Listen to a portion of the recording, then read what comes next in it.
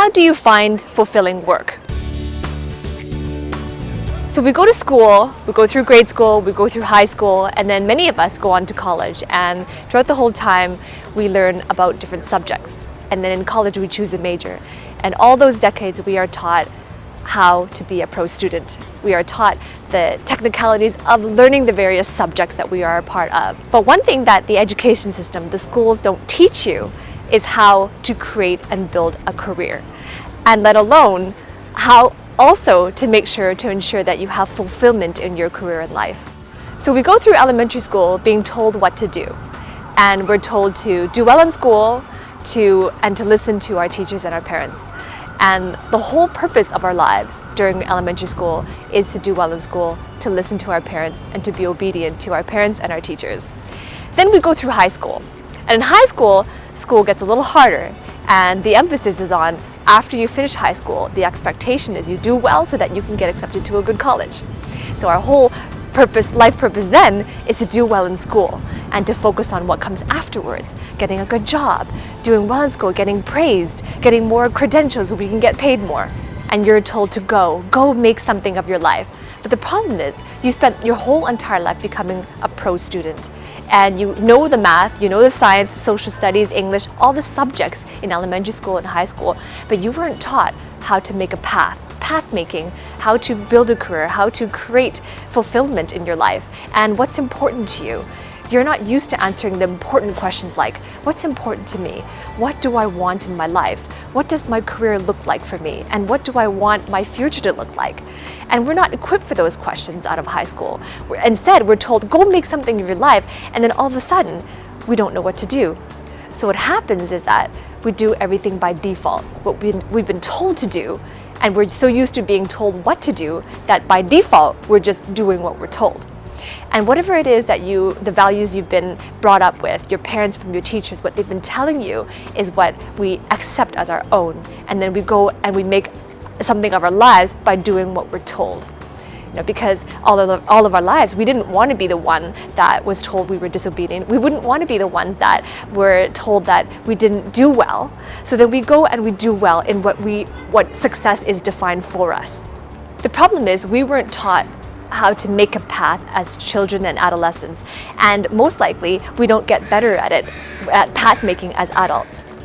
So here we are, 18 or 19 years old, just graduated from college, about to take on the world. The problem is, at that time, finished high school, you only know what you've been taught in school, from your parents, from your teachers, from your peers. And what we default to is the default, being told to make something out of our lives by getting a job, going to school, doing well in school, hopefully getting a higher pay, applying for jobs. And that's all we know because that is by default. But to have fulfillment in life, we need to stop living life by default and start to live life by design. The concept of living life by design may not be what you think. When you think of living life by design, most people think about, oh, it just means that you make the money you want, you get to work when you want, and you get to work with whoever you want. That's one aspect of living life by design.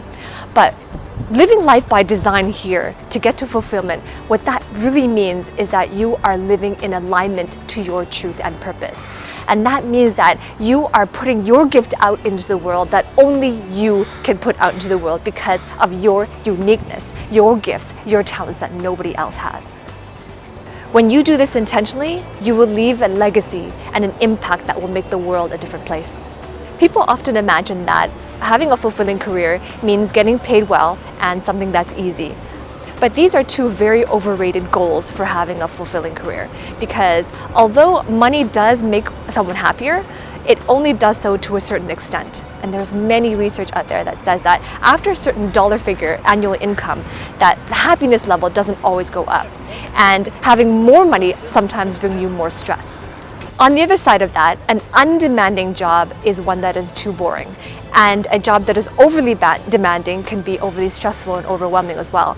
The key is to find that sweet spot, the sweet spot where the challenges and your gifts are equally matched, and that will be a fulfilling challenge for you. The first step is to uncover your gifts. If you're not sure what they are, spend some time to discover what they are and to seek help from a mentor or a coach if you have to, and spend time in reflection or meditation. But you have to make a commitment to uncover your gifts.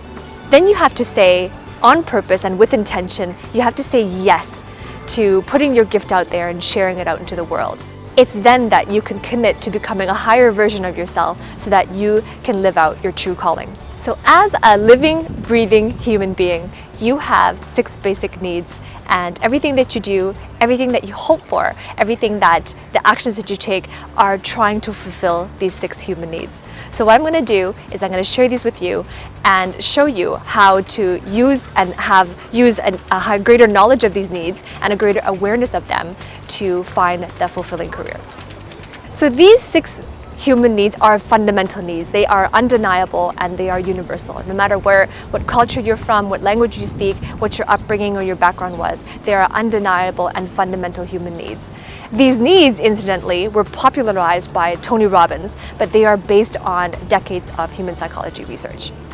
The first human need is safety and security.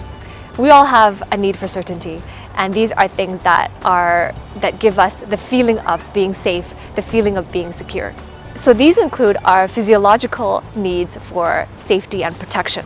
So these are food, shelter, financial income. These are things that give us physiological needs of provision and subsistence. The second human need is one of variety. And this is where we desire creativity in our lives, the opportunities to create, opportunities to have fun and relax and to daydream. And this is kind of opposite to the need for safety and security, because if all we had was safety and security and predictability, then life would be boring. So we also crave an avenue to express our daydreams, to express our desires, and to be creative, and opportunities for that. The third human need is the need for love and connection, and this is where the relationships happen, relationships with our friends and our family, and also with nature as well. So we all crave naturally and opportunities to love, to be loved, to love one another, to love someone else, and to love something, and to be connected to it. The fourth human need is that of significance, and this is the need to feel that what we're doing is special and unique and that matters. We want to be doing work that not only is important to us, but that we know makes a difference and that is meaningful to ourselves and other people, and that's our need for significance. The fifth human need is that of growth, and this is a need for personal growth, professional development, and this is why we desire to be educated. This is why we desire to learn, to read, to go to seminars, to learn from people that we admire, because we desire self-mastery. We want to be good at something, and that's an achievement in and of its own. So that need for growth is undeniable. And finally, the sixth human need is that of contribution. And this is our desire to pay it forward, to be in service to other people. Whether or not we know them, whether or not we care about them, whether or not they are related to us, we just want to make a difference in this world. We want to help someone. We want to know that what we're doing makes a difference in their lives in ways that are meaningful to them. So this is our desire for growth, for contribution, and to make a difference. Comment below, where are you at right now in your journey to career fulfillment? And also comment on which of the 6 fundamental human needs are your top priorities right now. So now that you are familiar with the 6 basic human needs, the first step is to really reflect upon yourself and to figure out which one is most important to you. All of us, we have a priority ranking to these 6 needs. 1 or 2 of them are going to be ones that we seek the most often, and that will do everything in our power to make sure they are satisfied more than others. So be honest with yourself. Which one is it for you? Which is the first of these priorities that you find yourself seeking out, needing to be satisfied more so than others? And which one is second? And which one is third? And so on. So rank these in priority, prioritize these for yourself, and recognize that throughout our lives, these priorities might change as well. As we get older, as we have different life experiences, as we've had a lot of trauma, perhaps these things can change. So they're not written in stone. The most important thing to note is that the final 2, growth and contribution, those are the 2 that fulfill us. Absent growth and/or contribution in our lives, we are left unfulfilled. If we had all the love and connection, if we had all the security, in our lives. All the provisions, the financial provisions, all the subsistence provisions, a great place in a great house to live in, great wardrobe, all of that, it would still lead to unfulfillment, because growth and contribution are spiritual needs. They are what our souls cry out for. So think about this in your life. Do you have growth and contribution, one of those, as your top priority? And how are you right now? Are you fulfilled? Are you feeling that something is missing in your career? Are you feeling that you've had a good career, or something's missing and you don't know what it is? The good news is that if you don't have growth or contribution as your priority right now, you can make it so. You can reprioritize, and you can substitute growth or contribution as your top priority. And if security, for example, let's say that certainty was something that was utmost important to you all your life. You just needed to have that security, that certainty, because maybe as a child you grew up in poverty. You grew up without provisions. Your parents didn't really provide, and so therefore all your life certainty was the most important thing for you. If that's the case, and you realize now that you need to reprioritize growth or contribution on top, then you don't have to go cold turkey. It doesn't mean that you now have to put certainty on the bottom of the list. It just means that you make it second place, and you put in first place growth or contribution, and then you take actions to meet that need.